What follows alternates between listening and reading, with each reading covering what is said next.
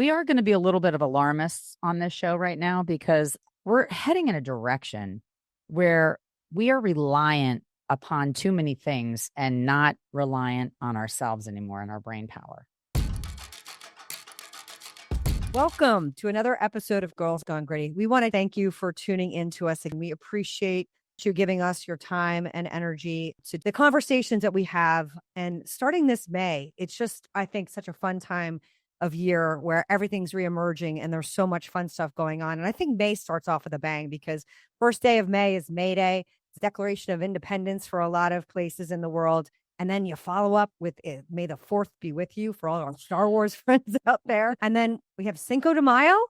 And Love Cinco de Mayo. It's so fun, although they don't celebrate it in Mexico. It's not a big holiday. It's we made it up. Americanized holiday, kind of like St. Patrick's Day in the best way possible. We take it to the next level as Americans, as USA does. What does the 5th of May mean in Mexico? Do we know that? I looked it up, and it's a sign of their independence. So very much like the Americas, they have a day that they have a battle that was not supposed to be won. And that on Cinco de Mayo, they actually won their independence. Why the heck don't they celebrate it then? It's not as big of a deal.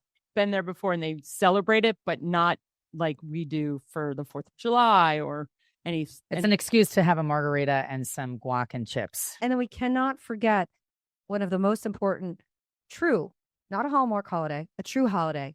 This weekend coming is Mother's Day. So what do we have planned for this beautiful Mother's Day here? The most important people on the planet.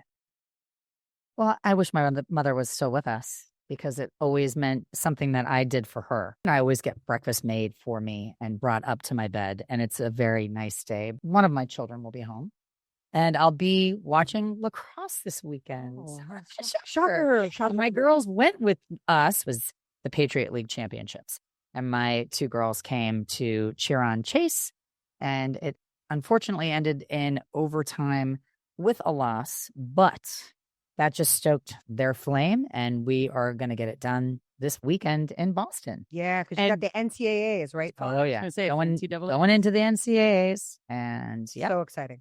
So exciting. It is. Yeah, and that was such a fun weekend. Took Dee Dee to her first lacrosse game, and my favorite part is watching her watch you and Pat, because Pat is standing behind yelling, and Farley's daughter Abby is like, "Dad, you're torturing." So by the 4th quarter, she was up with the sign like, "Go, Chansey, go, Hounds," and she's yelling, and she got her stoke there. So it was so much fun watching her. She soaked it all up, sucking it all up. The only bummer about Mother's Day this year is that if we prevail, when we prevail on Friday, Mother's Day will be playing Boston College. What a wonderful gift. It's the gift that keeps on giving, watching your child play sports. You are right.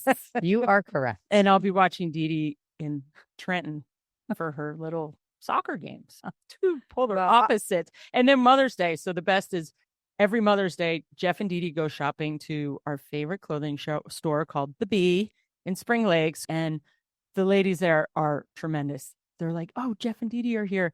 And they go and they try on outfits. They find one of the girls who works there that kind of has my build, and they try on outfits. And he comes home with outfits and makes me breakfast in bed. And it's like, yeah, but your husband also gets your mother something, his mother-in-law, and Michaela. Yes, he is a tremendous human. Oh, he's so he's sweet. Jeff. And we're gonna have Mother's Day, so everybody's welcome to come over to Mother's Day. Well, she'll be in at Boston. our house. I know. Maybe not. But I mean, I want to be. I want to be in Boston. Okay. She'll be in Boston. We're putting it out we there. have to win first. On your way to home be there on Boston, Sunday. Then you could come to the house, and we'll have same thing: pickleball tournaments, hoops, little golf in the driveway. So it's fun. I'm super excited to celebrate my niece's graduation from Penn State this weekend. So we'll be celebrating with my sister and my mom, celebrating her graduation. And you'll all be together. We'll all be together. That's so awesome. It's going to be a great weekend out in Penn State. And we're excited. We're excited about May and every level. Well, May, most exciting is the kickoff to summer for Memorial Day. I mean, hello. Yeah. We have Petticoat Day, the first day of May. And no, but I wonder if there's like Mayvember. You know how there's Movember? You could. What are we doing? What do you do? Let's come up with something. Yes. Okay. How about we don't shave? I mean, oh God. Well, you know what? That would be terrifying. I'm out. Just kidding. I'm out. On that note, who wants to hear the top 3? grittiest headlines of the week, aside from the 3 girls gone gritty not shaving for Mayvember. That would be spectacular as long as no one had to touch me or see me. Chia pet growing on your legs. All right, coming in at number 3, Operation Fake Monster saves Gaga historic Rio concert. Are you kidding me? Such a great story if you read the top, where Rio had this amazing backdrop to bring in infrastructure and money to the town. And they had the highest number of people at this beachfront concert of 2.1 million. And Gaga was Gaga over her fans, the little monsters. But exit strategies are important. And they had a little bit of a bomb threat. I just head for the water. If it's on the Copacabana beach, I just make my way right to the water and I dive under and hold my breath. Well, anytime that anyone goes to a large venue, you have to have concert, when I go to See Here Now, I immediately go, okay, where's my exit strategy? And I, of course, would jump the fence and jump in the water. But what if you're in the middle of the beach? You're like packed into the masses. How to think of these things right now? There's too many of us. Well, that takes us to the next one. Real ID. It's a real problem. I mean, I haven't gotten my real ID, and there's 2 days and counting. And who wants to carry their passport around with them all the time? Because when you lose that, then you're really in trouble. This is annoying. It's annoying, people. Annoying. Refer to our older episodes on slang, and shortly after slang, we came up with our own word, annoying. This real ID, though, is a real issue. And I think it starts happening as of May 9th. I don't think Chase could travel to Boston without her passport, which is why I muled her passport. And I'm praying that she doesn't lose it because we're all going to Australia. Chase may or may not. She's already been, but you have to really get this driver's license that looks exactly like your other driver's license. It just says real ID. So it's a deeper authentication process. And it's really, I think, trying to disallow people to be able to create fakes. So it's got some authentication that's already built in. But for our listeners, you can travel on your passport, to Farley's point. And if you do have a passport, you can apply for a passport ID card. That's that I did do for my younger son who was traveling another time and is not 16. It's small and manageable. 16 and 17, right. So he doesn't have a license. So he has no form of identification. So by getting that, he does not yet. No, does he need one? No. But you do want to have some kind of identification when you travel as a young person. So if you add on the passport card when you renew your passport or when you apply for a new passport, I think it's a $15 or $30 charge depending upon which age you are. And it's a great little card, and it allows you to travel within not only the United States on airlines, but you can also travel by land to Mexico and Canada. So it's a really good thing to have in your back pocket, especially with this new ID situation happening. And if you're not aware, you need to Google it and figure out where you can make an appointment because they're already backed up in our area until July. Check with your local DMV. Farley and I were ahead on this curve because I heard about it and I was like, that's going to be a complete disaster. And I was like, let's take these appointments. I was in Vermont. I'm like, we did it. We did it months and months ago before it was like this hot topic. So, yay for us. Yay. All right. Coming in at number 1. Speaking of traveling, Newark Airport air traffic. It is so out of control. 2.5 hour automatic delay. No matter what, because they're down to one runway and I don't even understand it. People have been laid off. There's construction at the airport and they just shut flights down all the time. All of a sudden you're stuck. Sometimes you have to decide, is it really worth it? And I have a stat. If anyone out there is looking for a job, they're giving incentives for air traffic controllers. $5,000 bonus offered to those who complete Air Traffic Controller Academy. $10,000 bonus offered to graduates assigned to one of 13 hard-to-staff air traffic facilities. 20% annual bonus offered to controllers eligible for retirement who choose to stay on the job for an additional year. And a 30% increase starting salary for trainees at the Air Traffic Controller Academy. So if anyone out there is looking for a job, it's a great one. How many walked off the site? Well, they didn't get laid off. Just to clarify, they walked off. 20% walked because off they don't feel like it's a safe situation for them to be directing. Well, what I read was, and it'll tee up our conversation later in the episode, is that the technology has not kept up and kept pace with the volume of flights, with the technology of flights, with just the whole entire experience of flying.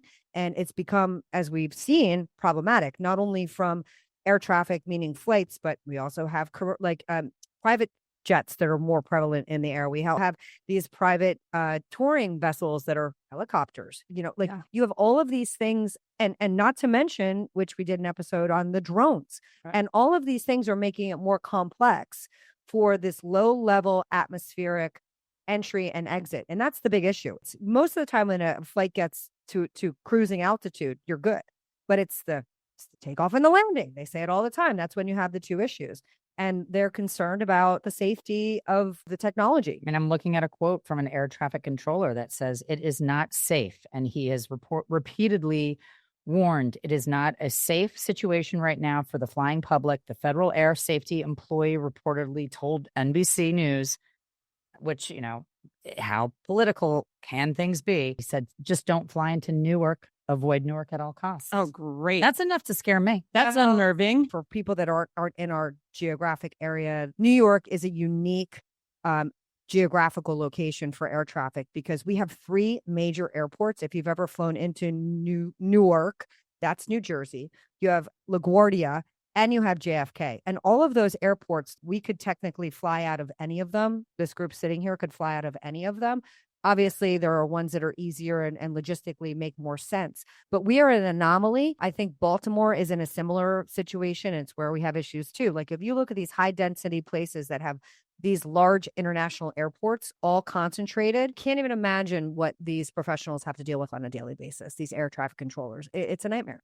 Well, hopefully let's get it done because I'm looking for a trip. I'm ready. Well, and you don't want to be hung up, to parlay our number 1 and number 2. They're saying the delays at places like Newark between the Real ID situation and the traffic control and people not wanting to fly. They're now telling you at Newark, if you're going, you want to get there 3 hours ahead of your flight. If you don't have your Real ID, because if you're using your passport card or your passport, you're going to be waved in a different direction.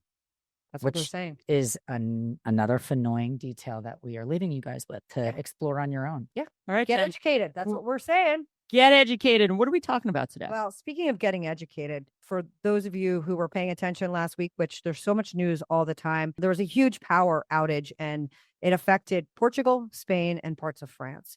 And when we heard that headline at the end of our show last week, we thought we've had incidences here in New Jersey where we've had emergencies. You lose power, the grid goes down, and you recognize that there's emergency situations that we all need to prepare for. So we wanted to power and expand upon the idea of what do we do? What do we really need to be preparing for when and if large anomalies happen, whether it's a cyber attack, whether it's just a technological breakdown. What happens when the power goes out, the lights go out, and you've got nothing except yourself, no phone? What do you do and how do you prepare? So let's start back with what happened. What do we know what happens now in Spain? 55 million people were affected and it lasted half a day and people were scared. And I have friends that have kids that are abroad right now, finishing up a semester, and it was chaotic. Their sirens are going off and things are tweaked and it affects public transportation. It affects everything.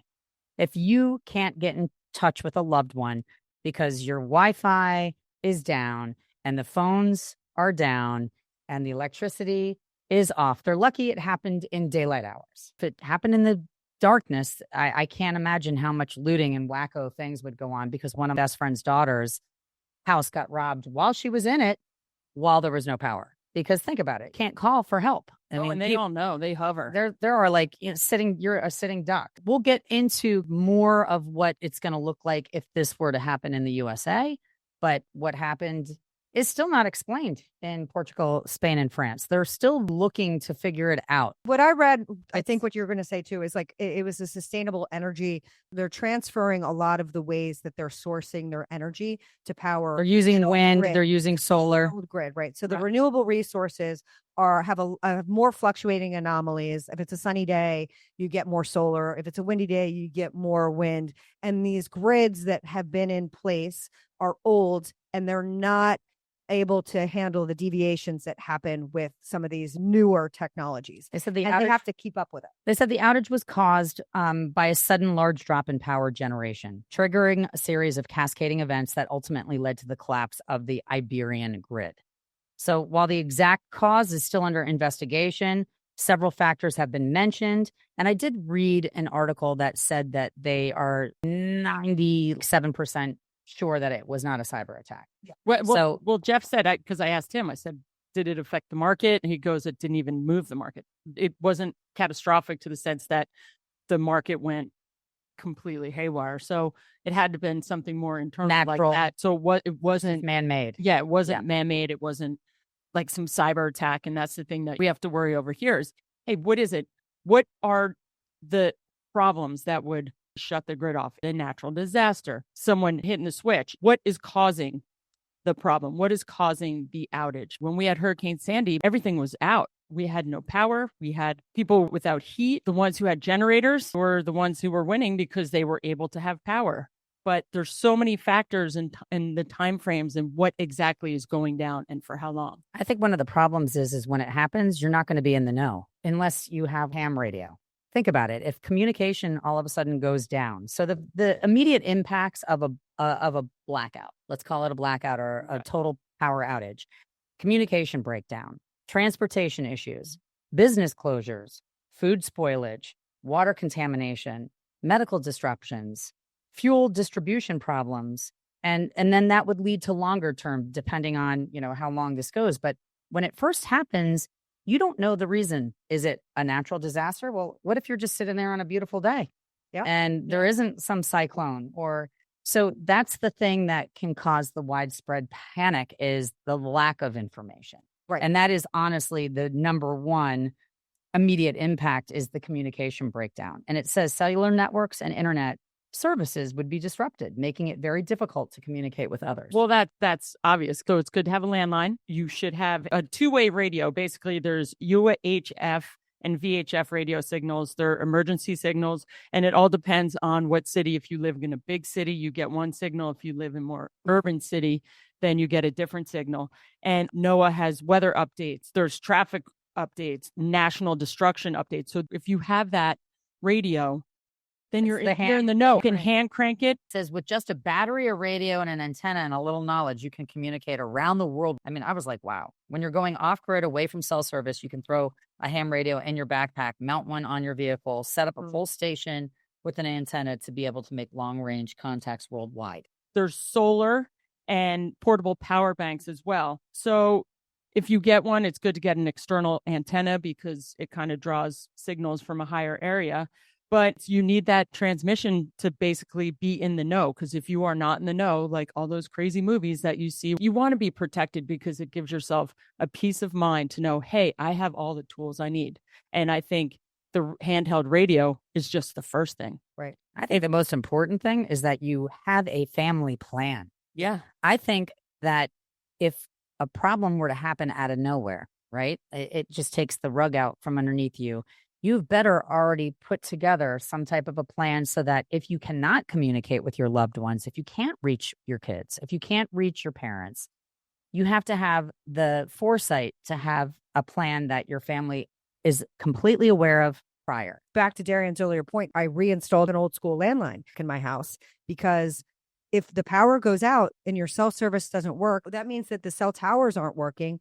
There is no way to communicate. And most kids in this generation, they don't have a home phone. Who knows their kids' phone numbers? You have to write. You have to memorize your parents' phone numbers, kids. Kids, you have to memorize your parents' phone numbers. They've dumbed us down with our devices, and we all rely on GPS and can all hit number 1 to call hubby and number 2 to call Mackenzie. Mm-hmm. You have to remember people's phone numbers. Yeah. Memorize your own children's phone number. Does Dee Dee know your number by heart?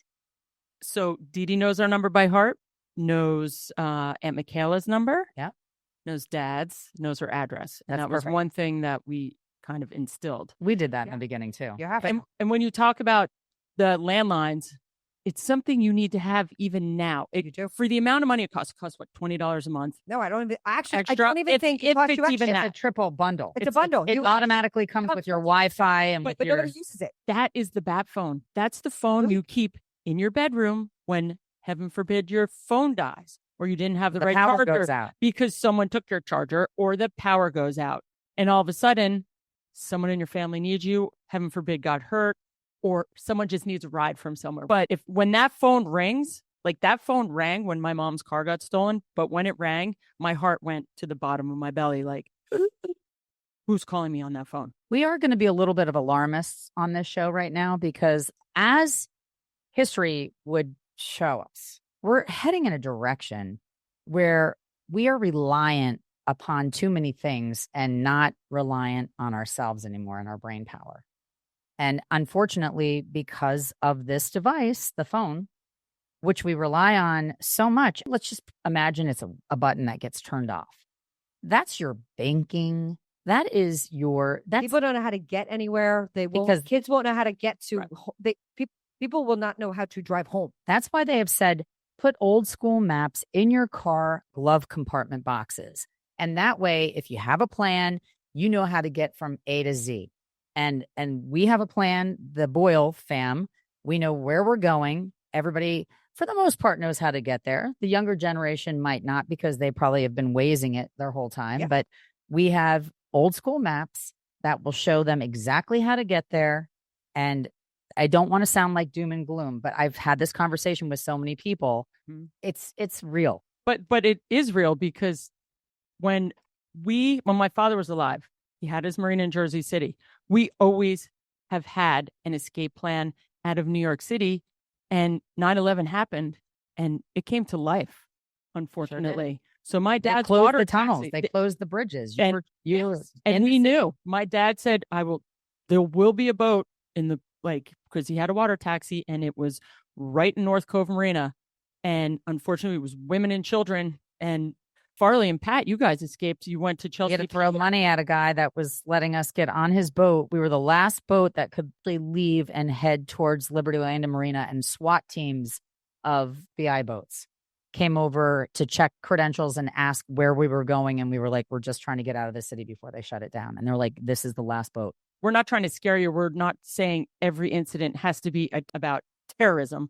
It's about a natural disaster. Anything that's out of our control. Something that's out of your control. So what we have, which I think is a great plan, is down in the basement, we have boxes. We have N95 masks. I have the one-piece suits that we used when we were manufacturing boats. It was nothing could get on you. It's almost like the space suit.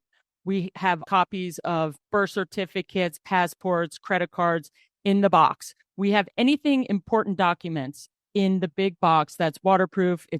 I should get one that's fireproof. A fireproof mini safe. Yeah, you should have a safe, have really expensive items, you should have cash, because when something goes down, you're not going to call your banker or go to the bank because you can't get into your safety deposit box. Look at all these shows where they're bartering. All of a sudden, if you have a skill, you can charge people for the skill. If you have a farm, people are coming to you because they need food. If the digital goes out, it will be the leveling of the playing field of the haves and the have-nots. And it'll really be like, who's prepared? Who's ready? If you fail to prepare, then prepare to fail. And that's what we're really trying to impart here. It's not doom and gloom. What things can you do if a natural disaster happens?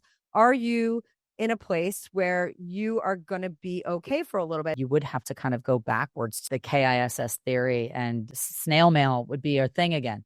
Snail mail and two-way radios that you crank. I strongly recommend everybody read or watch All the Light We Cannot See and talk about a plan and having the foresight. This father taught his blind child how to get from A to Z, not only in darkness, but in a time of insanity. And she prevailed. And it was them relying on radio frequencies that no one else really could monitor or understand, and him having a plan for a handicapped child. Post Sandy in our area, nationally, the numbers have gone up 100-fold of the number of people seeking generators for a lion's share of issues. If you haven't thought about maintaining your generator, if you bought your generator back Sandy times and you haven't had anybody look at it, it may not work in a disaster. Every year you have to service your generator. We had a portable generator during Sandy. We connected it at my sister's house. But then you wouldn't have had to go get gas. Correct. Day 1, 2, it's okay. Day 3, 4, you're going deeper down 195. All of a sudden, people are fighting, trying to get gas tank filled. So once you have it hardwired, it's plugged in. It doesn't matter. The Generac we have, it's gas. So it's already connected. Sure. So it immediately counts as, all right, this is our electric. So now we have our own electric system. If we had an electric car, then we would be okay because we would have a charging device. If you have an electric car, get a generator, but get one that's actually installed properly and you don't. Well, they're need very gas. expensive. So if you can't get one that's wired to your house and pulling off of like your actual gas, we're not talking about gasoline from a gas station. Yeah, this is We're like talking about like, you know, gas. your natural gas. But a generator that you can go buy at Lowe's or Costco is equally as effective. You might be able to keep your refrigerator going, and you might be able to keep one room of your house fully functioning. So you would still be able to plug things in, charge phones, etc. So it's really whatever you can handle within your means. Yeah, financially. if it works on. But if you're at a point where you're looking at a house as your investment, I've talked a lot of people into purchasing a generator that's attached to your house It's the because best. it belongs to the house. It's a selling feature when you buy and sell a house. It has a generator. You can buy one that only does half of your house. It doesn't have to. It can be like the. It does only. sections. You can do your entire house. So there are scalable ways to make it affordable. And as soon as the power goes off, it clicks right on. And they have monthly tests. Every month, all of a sudden it turns on. Now, we just got it because during Sandy, like I said, my sister's generator, it was at her house and it saved us. But it's a problem trying to get gas. Like it takes actual oil. I remember in 9/11. No, it was Sandy, actually. Sandy, it was the craziest miracle where we returned to our street. Jen and I lived on the same street, and we returned to see what our house was going to look like. And we didn't have electricity for 2 weeks. And at that point, the Swains where we were staying, their generator was working beautifully, but there was no more oil. Their particular type of DW, whatever, was not available. And one bottle had washed up onto our backyard. And we had it, yes, and it actually prevailed, and it helped us for 2 days over at the Swain's house. It was miraculous. Well, you also want to make sure that you have all your prescriptions. Yes. And you have your physical prescriptions on your phone or printed out, and have them all in one space, that if something happens, like the fires in LA, you have this bag that you just go grab. Yeah, your go and bag. your go bag, and you grab it. Now, if you really want to go for, this is going to be Armageddon, then you buy gold, because gold is worth it. You have gold, you have water, you have a gun, because it could go to like 1923 and you have to protect your house. So you can go in all different directions with those conversations. Golds and little coins. You better figure out a way to buy gold coins, because I don't know what you're doing with the gold bar other than getting heisted. Goes in your safe. Because you can't do anything with it. You're not gonna be able to do anything with it except for barters for somebody. And as soon as they know you have a gold bar, they're gonna go after you. So No, because I'm gonna have a gun. Oh my God. Well, to that point, I think most importantly, other than martial law, baby, making sure that you have your contacts off your phone and you're able to survive without a digital age, is we've talked about it on this episode, in every single episode, the importance of community and making sure that you know your neighbors, that you may not be able to get to your family. You may have a relative who lives far away. What are you going to do if you can't get to that relative because the grid's down and the whole power situation? None of the airports are working. None of the trains are working. You can't travel. So making sure that your people have infrastructure, friends, other family members, other community members, that they have a plan. One of the things that we did post Sandy that's lived and has been amazing, and it's again reliant on our technology. We created a group chat within my street, and there's probably about 50 people on this group chat. Sometimes it can get a little annoying, I'll tell you, but a lot of times it'll be a lost dog. Somebody went on runabout. We're not sure if there's some situation happening down the street. There were 6 police cars. Is everybody okay? It's really nice to know that you have a community, even if they aren't your best friends or family. And knowing we have that who they are, knowing who they are, again, they don't have to be invited to your Thanksgiving dinner, but knowing in an emergency that I'm going to check on that elderly neighbor is enormously important. And we all believe in what you get is what you give, and what you give is what you get. So making sure that you take care of the people around you is critically important in times like this. Couldn't agree more. Yeah. We've got a great relationship. We're on a cul-de-sac, and we share a cul-de-sac with the Rafalians. And anytime there's anything going on in this hood, the two of us are on it and we are texting. We need to expand our perimeters so that we can, get more intel, but especially because there were so many cars being stolen in this vicinity and people's rings were going off. So the ring camera community is also something that's helpful, but when they go on offline, then that's the whole thing. Exactly. Someone comes to rob your house, they can just they can disconnect your Verizon, and all of a sudden there goes your alarm systems. Only because it just, unfortunately, listen, we are not being Chicken Little here. You do have to be prepared. If you're not prepared, and I'm just kidding with all the stuff I said about Armageddon and this. But I'm just, I mean, there's so many movies. There's movies out there that are depicting exactly what we're talking about, and we're seeing more and more of them, and dystopian and zombies and the end of the world. Not that we think that that is happening at all, but I'll tell you, I would like to be prepared if there was something coming my way, so that not only could I protect myself and my family and my friends and people that I really care about, but that we had the foresight to really have a conversation and put together something that is meaningful, that we all are on the same page. One thing you should have in your basement or in a storage unit, along with all the copies of all your passports and your prescriptions, is food. You should have backup gallons of water, but also food. And they have Patriot food. It's freeze-dried food. If you use it for camping, and you can get 6 months supply. And the astronaut food. It's survival emergency food. And the kit, it's 1,376 servings of freeze-dried food, is designed for 25-year shelf life. Wow. So 25-year shelf life for food that you can have for an emergency, and it's between $1,900 and $3,100. And this is for a 6 month of food for a family of 4.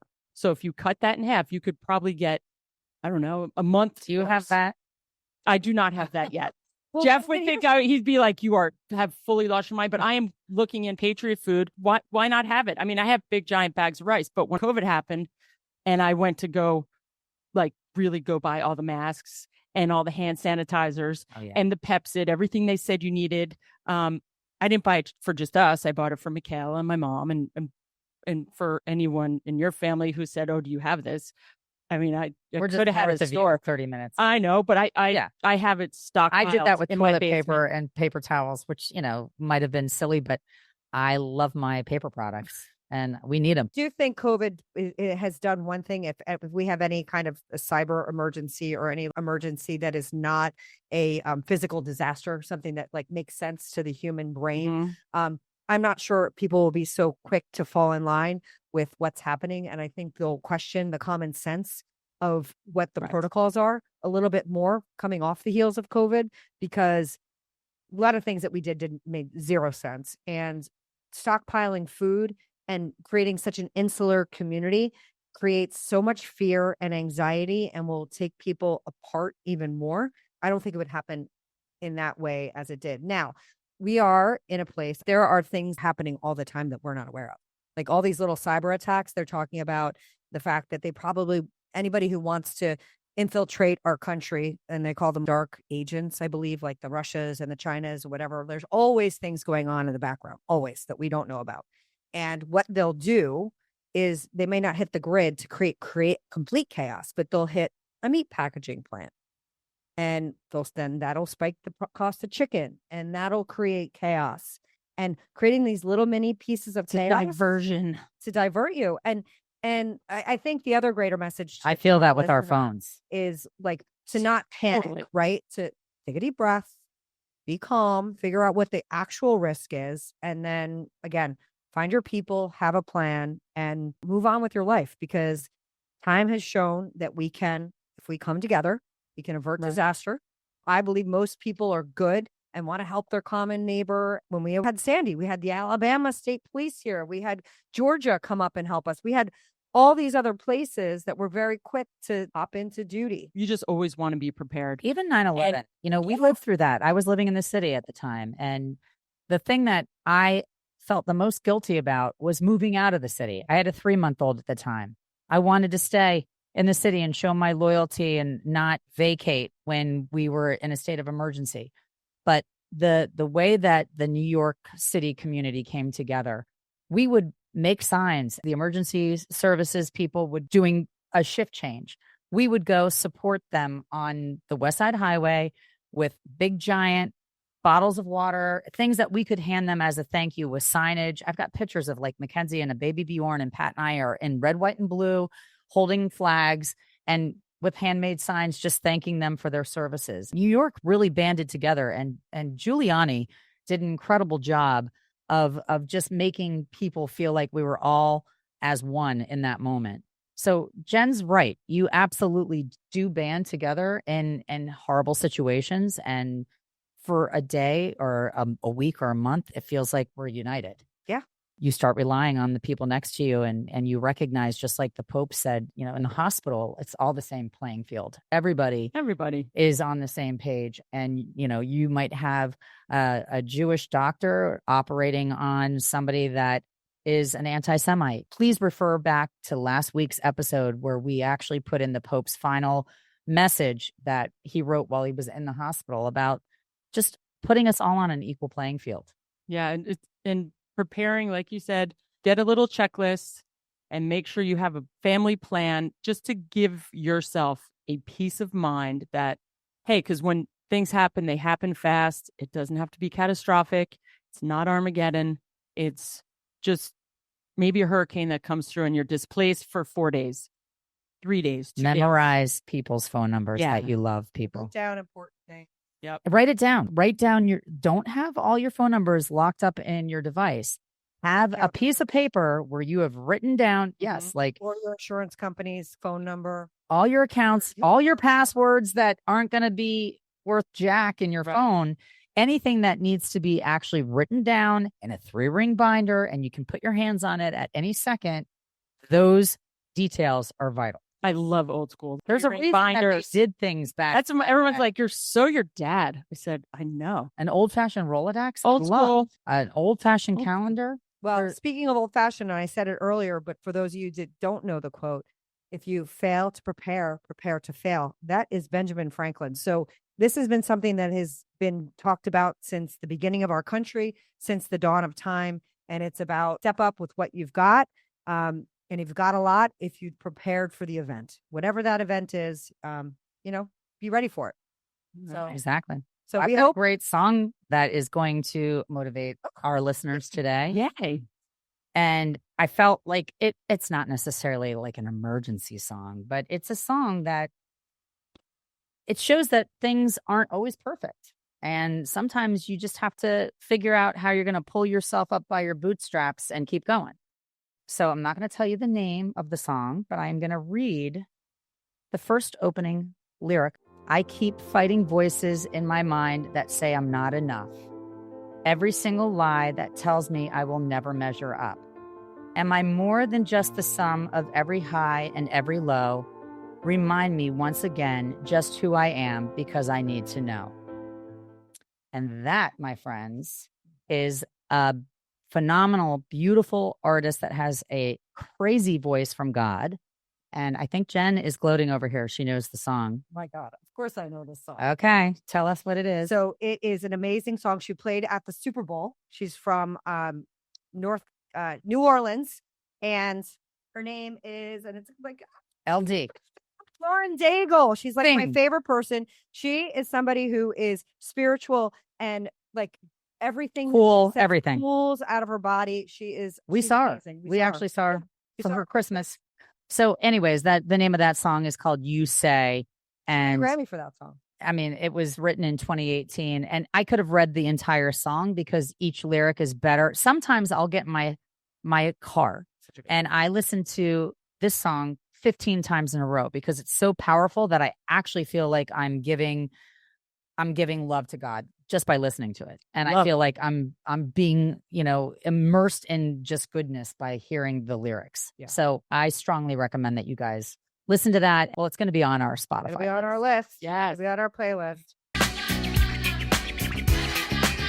Getting jiggy with it. Well, that is such an inspiring song that it takes us to another inspiring female this week. That's our Got Grit Award winner. Now, in 2018, they finally allowed women to compete in the Best Ranger competition. And first female ever to win, to be in this, was First Lieutenant Gabrielle White. She's the first female Army Ranger ever to compete in this competition.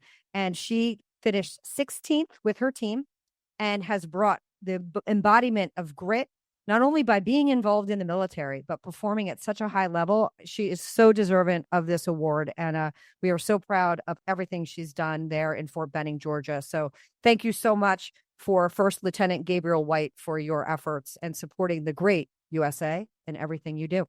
Badass female. We love that. Reppin'. Thank you. And by the way, God bless the USA. I don't know if you can see me if you're not watching us on YouTube, but I'm feeling pretty motivated to say God bless the USA. And I've got my Got Gritty hat on, and I'm with my girls. And this has been a great start to a day. And we're going to go get some Cinco de Mayo on right about now. Let's go Cinco de Mayo. Well, we're even though it was a couple days ago, we're still going to celebrate. We didn't today celebrate it. We actually have, we're here together now. You know, let's celebrate Mother's Day today. Too. Oh, okay. I think let's do with the margarita. So, because I love margaritas. Let's have a Mother's Day Mexican margarita. And Happy Mother's Day, ladies. Happy And Mother's happy Mother's Day, everybody out there. Just know you are appreciated and you are loved because you make an impact every day in what you do. And even if people don't thank you, that means you're doing a fantastic job because you make it look so freaking easy that they don't even think to thank you. But I want to share, I'm going to post this on, there's a very funny, if anybody who has ever seen the book, The Giving Tree by Shel Silverstein, I sent this to my son because this is what mothers do. They give and they give and they give. And my son and I have this running joke where he figured out recently that The Giving Tree kind of is an awful book because it's not, for those of you that haven't read it, by the end, The Giving Tree becomes a stump because The Giving Tree gave it all away. So there's this fantastic new reboot 2.0 of The Giving Tree. And it's the tree who set healthy boundaries by Topher Payne. And it's an alternate ending to Shel Silverstein's The Giving Tree, where the tree just says, no. Well, that is so good. I'll tell you, though, being a mom is the best damn job that there could be. Absolutely. And we're so blessed and lucky that we have been given that title. And for those of you that are trying to be a mom, I hope that you are blessed like we are.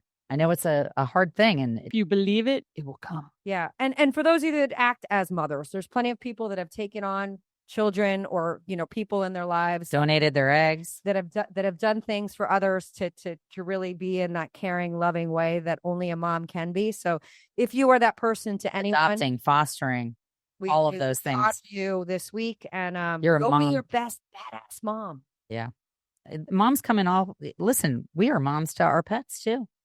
Yes, pets. Oh, speaking of pets, should we do pets next week? We're going to do that. I mean, pets. Let's do pets. Okay. All right. Pets. Maybe we'll bring them all on set. Oh my gosh. Crazy. Cappy would love it. Well, thank you everyone for tuning in to Girls Gone Gritty. And we're going to see you next week. Yes. And we can't wait